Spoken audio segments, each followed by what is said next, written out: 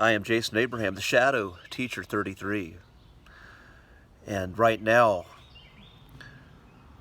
the energies are shifting on the earth, and it's a time of death and resurrection, both on an individual and a collective level. Right now, I'm going through my own individual death, going through the dark night of the soul, the dreaded dark night of the soul. And this is a painful time. When one is going through the dark night of the soul, they have to go into their shadows. They have to go in to the programs that have been driving them all their lives, driving them through painful relationships, driving them through painful life situations, painful stories, stories where the nouns, the people, places, and things of the stories may shift, but the story remains the same. And when one is finding themselves going through this, what that means is there's more healing to be done within. There are wounds that need to be accepted and healed from inside. And when one goes through the dark night of the soul, that which is familiar to them gets stripped away, and it feels like the end of the world.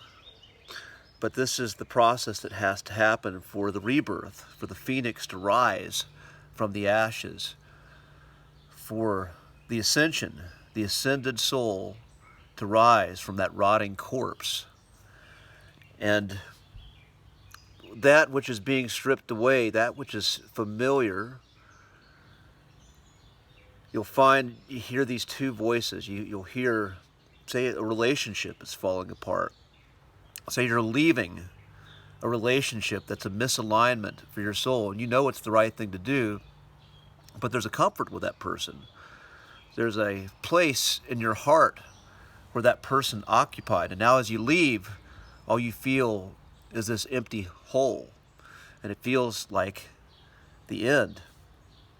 And there's this little devil on your shoulder that says, call her, text her, she'll take you back. She'll take you back, even though you said it's time to move on, even though you made a promise to yourself and to her that it's the end. And when you listen to that devil, even if you go back into it, you're going to go back a weaker, diminished version of yourself, and you're going to go right back into that pattern. Nothing is going to change. Things will be good for a little bit, and eventually you're going to find yourself in that same place of suffering, that same place where that soul within you, that true self, can't take anymore, and it's going to blow up again. And you wash, rinse, repeat. Say it's a job. Say a job you've been at for a decade plus. Say if you lose that, whether you're fired from that job or whether you just know it's time to leave. It's time to take a bold step, because this career is such a misalignment with my soul. There's that uncertainty. How am I going to make a living? How am I going to do this? How am I going to provide the needs that my root chakra craves to be satisfied with this uncertainty? And once again, there's going to be part of you that is terrified, and part that may even want to go back to the familiar, but you know you can't. You know it's not the right thing to do. And so with these situations, there's a part of you that needs to grieve. There's a part of you that needs to sit with the pain and suffering and grieve it. Grieve the loss. Grieve the loss of that identity. Grieve the loss of that relationship. Grieve the loss of the job. Even though these things may not be serving you, grieve the loss of the old version of you that is dying, that is saying goodbye, because the higher, the truer version of you needs to be reborn. The stronger version of you needs to emerge. The weaker version of you can't rationalize anymore, can't justify anymore, so you have to let it die. And this is that painful process in that dark night of the soul. And once again, I've gone through these processes before. I've had many dark nights of the soul.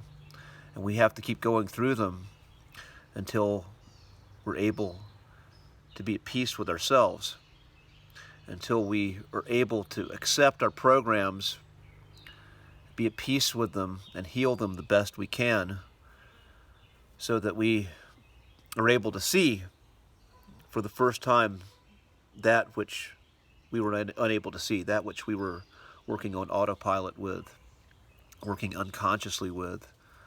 And it's only when we're able to see and be aware that we're able to choose.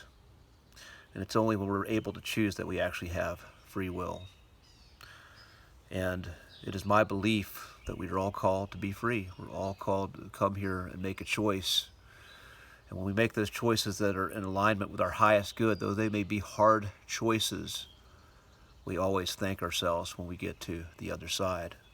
And I promise you, if you're going through this, you will get to the other side. And I will see you on the other side. Be well.